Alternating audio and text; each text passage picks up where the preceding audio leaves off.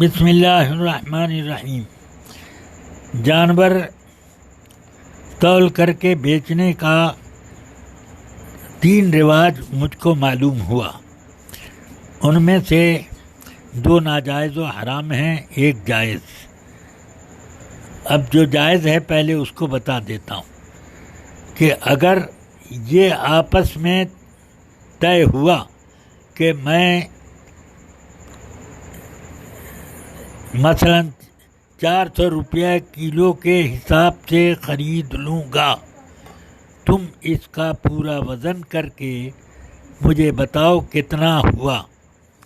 پھر اس کے بعد اس نے کہا کہ ٹھیک ہے میں اتنے میں خریدتا ہوں، اور اس نے بیچ دیا، تب یہ بیع بالکل جائز ہے۔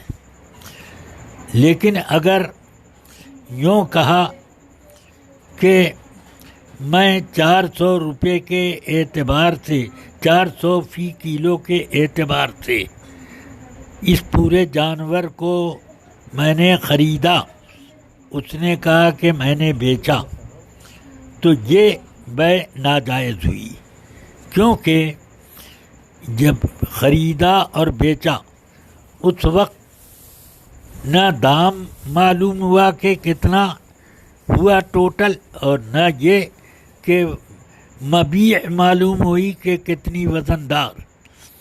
اب بعد میں وہ وزن کر رہے ہیں اور ٹوٹل کر کے اب دام لین دین کر رہے ہیں، تو یہ بیع مجہول ان مجہول ہوئی ہے، اس وجہ سے یہ ناجائز۔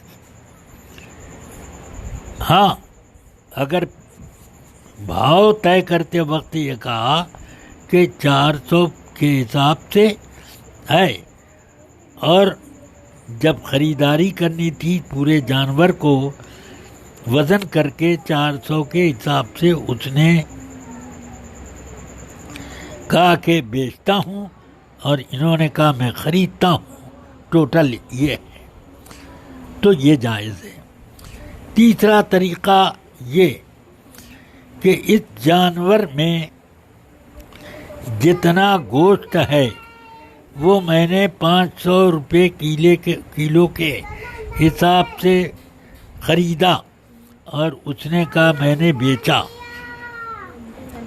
اور جانور ذبح کیا گیا۔ اب اس میں مثلا 10 کلو گوشت نکلا، تو اب 5000 اس کا دام اس نے لگایا، بیع پہلے ہو چکی، وہ بیع مجہول، ناجائز و حرام، نہیں معلوم کہ کتنا گوشت نکلے گا اور ٹوٹل کتنا پیسہ ہوگا، اور جانور ذبح کر دیا گیا۔ اب بعد میں معلوم ہو رہا ہے بیع ہونے کے بعد اتنا روپیہ یہ ہوا اور اتنا گوشت ہوا، تو یہ بیع ناجائز و حرام ہے، اس بیع کو فسخ کرنا ضروری ہے۔ بس واللہ تعالی اعلم بالصواب۔